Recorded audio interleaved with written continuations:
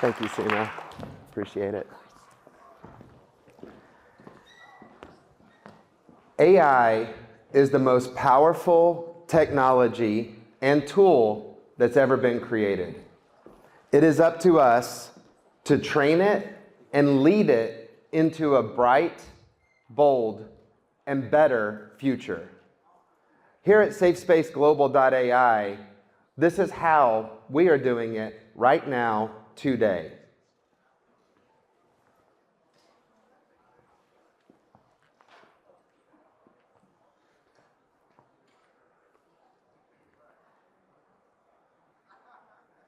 Society faces threats every day in schools, senior communities, correctional facilities, and transportation systems. Public safety risk includes weapons, elopements, security breaches, and soft targets continue to remain vulnerable across our country and the world. We believe it is time to put an end to this for once and for all. At SafeSpace Global, we have built cutting-edge technology, multimodal AI solutions that protects people and prevents the threats in real time. In schools, we detect the weapons, we analyze sentiment, we use facial recognition to stop the threat before it ever happens. We are proactive, not reactive. In senior living, our AI prevents elopements. It cuts investigations down from 8 hours to 8 minutes. It streamlines your staff and visitor management. In prisons, we enhance safety with advanced visitor management, population separation, and guard time check assistance. And in transportation, we provide license plate recognition, weapons detection, and facial recognition that is linked to the terrorist watch list and the do not ride list. At SafeSpace Global Corporation, we have invested substantial resources in both time and capital to create cutting-edge, multimodal AI solutions that make the world a safer place. With our world-class teams across US, Europe, and Asia, with offices in Singapore, India, Nashville, Knoxville, Tennessee, we are bringing these innovations to the market today and fulfilling our mission to help save lives. We invite you to schedule your demo now at www.safespaceglobal.ai.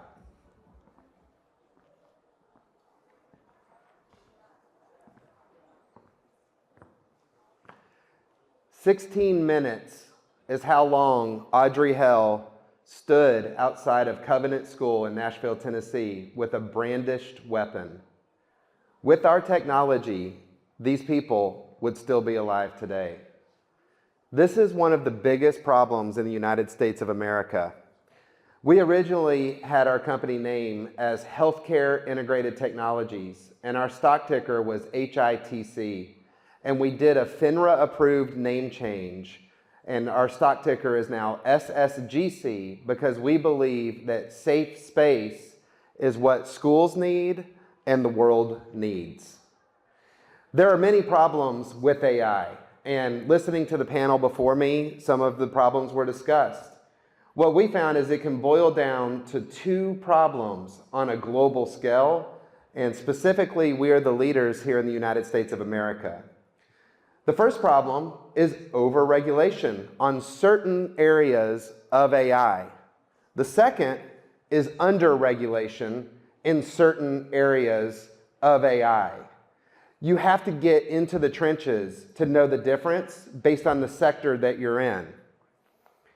We went and visited with Senator Marsha Blackburn in February of this year, and we presented these two different problems that we were facing as we were out talking with customers. And we said, hey, Senator Blackburn, what we're finding is in senior living facilities, we have a problem with overregulation. The CMS is restricting AI, meaning anybody that has an elopement risk is not allowed to use AI solutions to save lives. And we're asking for help with that. We said the second problem is that there is not a technology out there. We flew to Singapore, we flew to India looking for concealed weapon detection. And we said the government needs to help us to be able to identify these weapons before they ever enter the school.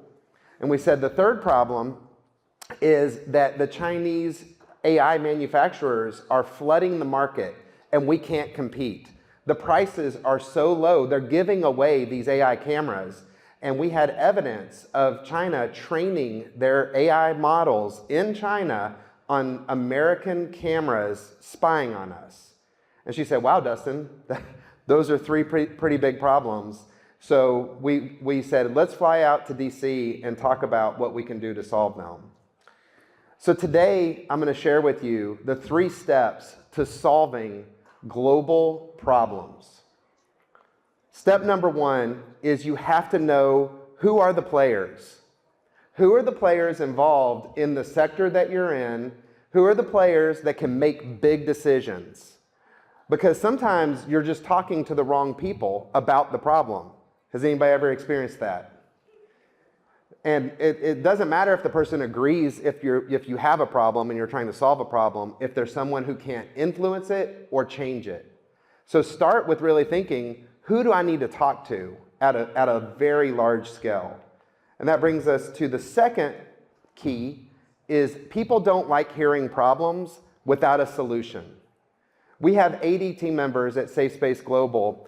And as the president, they're all aware of my philosophy on this, which is, hey, I understand problems happen every day, but before we set a meeting, we talk through all the problems that are inevitably going to happen, make a list of 3 different solutions that you can think of, and let's talk about the problem with some possible solutions.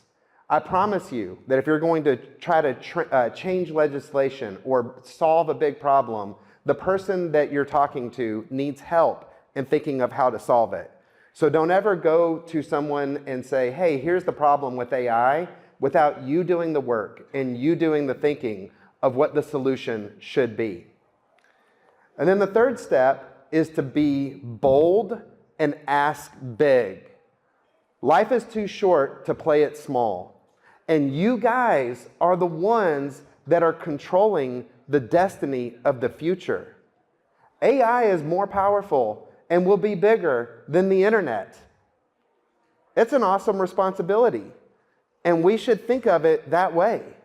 So as we're creating, as we're programming, as we're training, we should be bold and we should think big and we should think way down the road, because I promise you, our adversaries are. And here in the United States, we need to lead this competition that is very real and happening right now. So this was yesterday on Capitol Hill.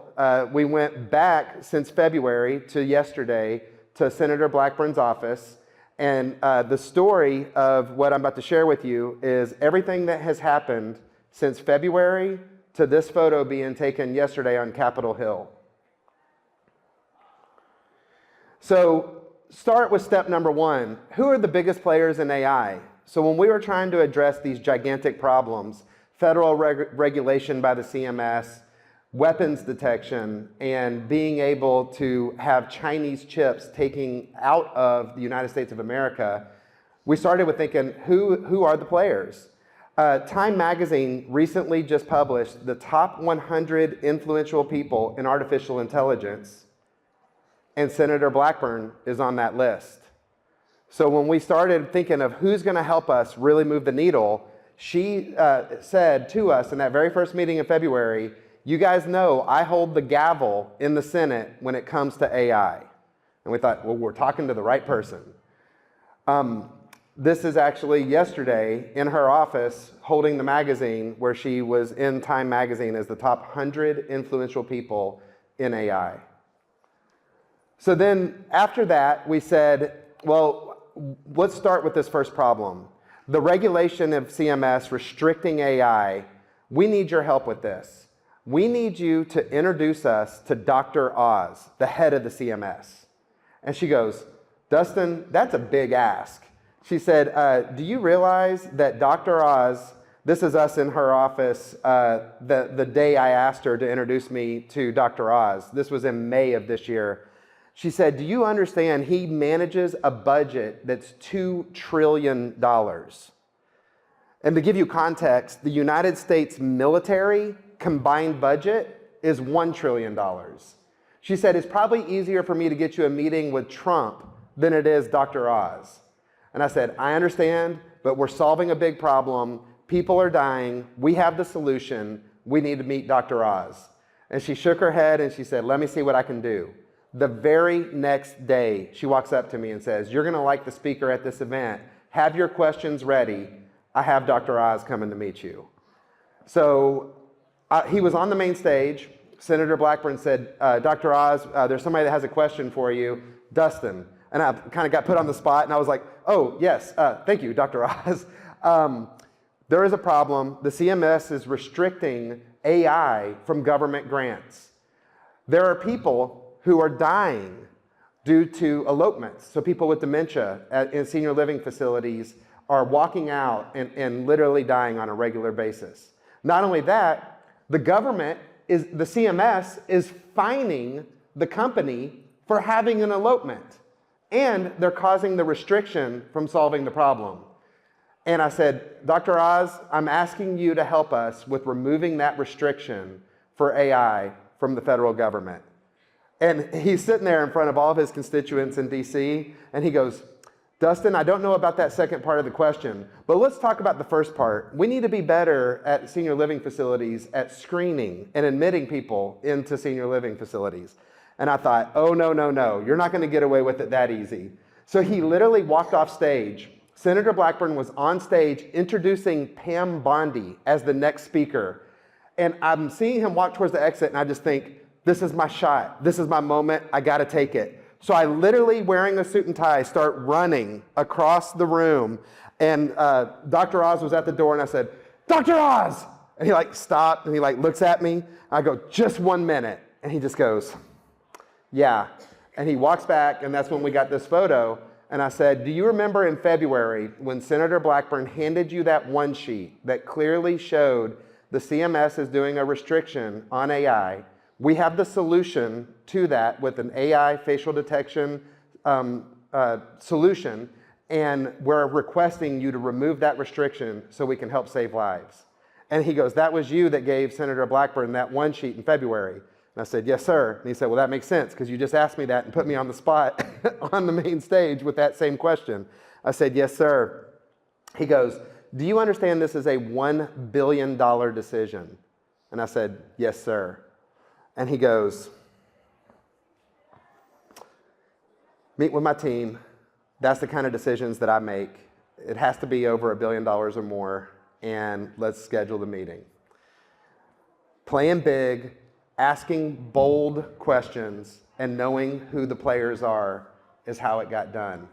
We then met with his team at the CMS, and we're talking the budget team that controls $2 trillion. We had a Zoom call. Gave the same presentation. Here's the problem, here's the solution, here's the ask. And it was probably a 30-minute long Zoom meeting, and they were all in a room together, and they said, we clearly hear you, we took a lot of notes. We shared with them our initiative to actually do Blue AI, that I'll share with you here in a second, as the ability to do all American-made parts and chips in the solutions for senior living. And they said, that's really good to know. We'll get back with you. And I'm proud to announce a few weeks after that meeting, we saw the CMS officially release this, which is removing the restriction of AI for senior living housing.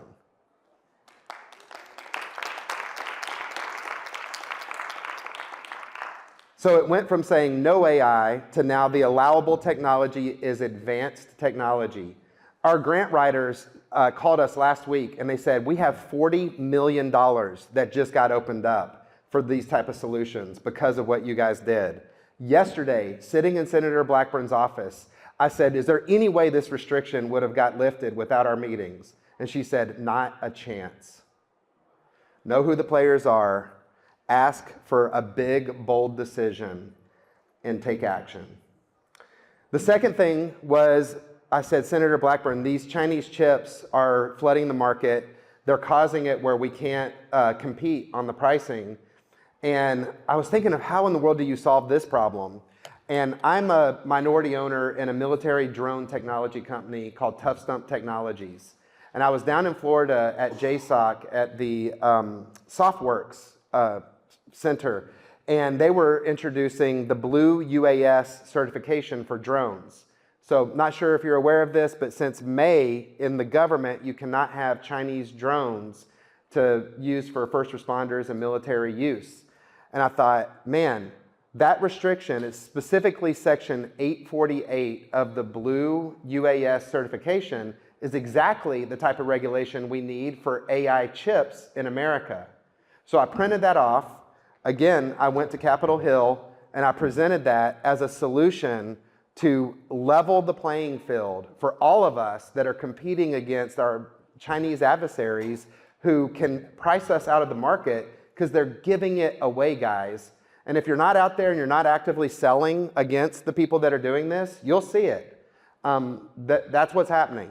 And by restricting the chips, because they're training their models on these chips in exchange for being subsidized to give away the hardware or whatever it is, that's the solution we're trying to solve. So this certification would mean that anybody that has an AI camera has to be a friendly nation that developed that chip. And all of our adversaries that are building chips that have backdoors that are training in their countries would be restricted in the United States of America. And Senator Blackburn looked at me and she goes, man, this is another pretty big ask, but you're right, this is the type of solution we need. And I said, yes, ma'am. So she said, I have somebody you need to meet. So the very next day, she said, I have FBI Director Kash Patel coming, have your questions ready. And I'm like, this is mind-blowing. Okay, so same thing, we got to the end, she goes, there's somebody here, FBI Director Kash Patel, to talk to you, Dustin.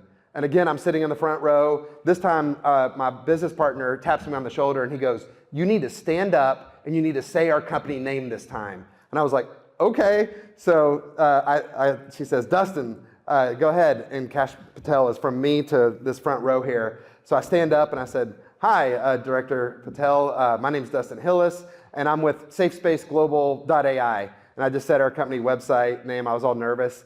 And I said, there are 2 million cameras currently confirmed in America that we have turned into the FBI in San Francisco, that we have video evidence that we sent to the FBI in San Francisco showing Chinese models getting trained illegally, violating all the regulations, SOC 2, anything, HIPAA, anything you could imagine from a regulation, they were violating. They don't care.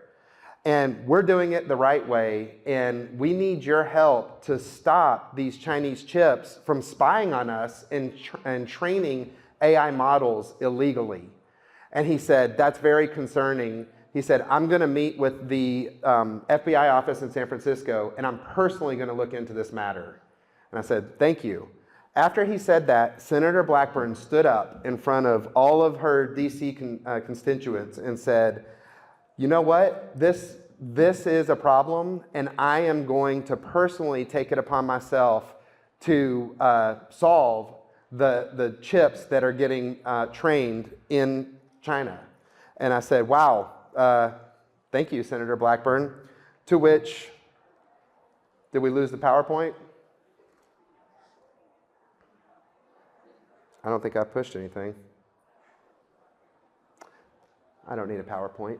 So to which then the very next week, there was a news article that President Trump had put 100% tariff on any chips not made in the United States of America.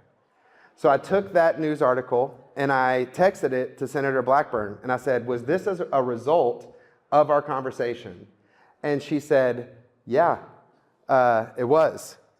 So I thought, wow, how amazing is that there is that kind of ability to fix big problems with restrictions and to create restrictions that are needed if you're willing to ask the right people to help you. So from there, the weapons detection for schools was something that we were trying to figure out, like, how do we solve this problem? And so one day, John Rich from the band Big and Rich calls me. Does anybody know Big and Rich? Save a horse, ride a cowboy. Have you ever heard that song before? Old school 90s country rocker. he calls me on my cell phone. And I'm like, what in the heck is John Rich calling me for? And he said, there's this new technology that can detect weapons, an AR-15 from 500 feet away. And so we're meeting, we're in conversations, but those are the type of things that happen when you ask and you search and you look for the solutions that are going to impact people in a positive way and that solve big problems. So when it comes to the future of AI, we believe at SafeSpace Global that multimodal AI solutions that are camera agnostic is the way for the future. So with the multimodal solutions, there are three things that we feel that in keeping America safe and keeping the world safe that people need to be looking into. Number one is the adaptation of drone technology with AI. So just a few weeks ago, Skydio had a national conference and invited us to attend, and they were showing their pod technology that are currently in schools across America. And with SafeSpace facial recognition technology, it will detect a gun in a parking lot, launch a drone from the parking lot, and be able to follow anybody in a school parking lot together with AI and drone technology. So this is where hardware meets software. And if you're on the software side, a big part of your job is finding out what are the best technologies that are out there that are going to integrate with what you're doing. Because there can't be a one-stop solution. We all have to be working together and integrating together to create comprehensive solutions. And then the other technology that people are massively looking for is the ability to have the multimodal approach where you have video technology, sound technology, and all the other sensors that are being developed right now. Just by a little poll, by a show of hands, how many of you are on the software side of development? Okay, how many of you are on the hardware side of development? Okay, hopefully you guys can see who's raising their hands there. It'd be great to meet each other. I go to events like this all the time, and through events like this, I often meet the hardware provider that we partner with. For example, in schools, the back-end mapping hardware that is, that's part of the school technology calling 911. We didn't create that, but we're partnering with another company that does that. The drones, we're not building the drones, but we're partnering with them. So as you're considering what you're building, and as an entrepreneur or as an investor, what I recommend as a takeaway from this event is to build a solution that solves a massive problem, to think big and to be bold, and then to partner with the other people that have come before you that have built things that are in alignment with your vision, that are in alignment with your mission, and to give it everything that you've got. Because the time is now. There has never been a time in the history of the world where we're all in a space that is going to make a bigger difference, and the people that are influencing it are going to influence the way that the world operates. And so if that motivates you, if that gets you excited, this is the time to work harder, to think, to network, and to strategize. And together, we can make the world a safer space. Thank you.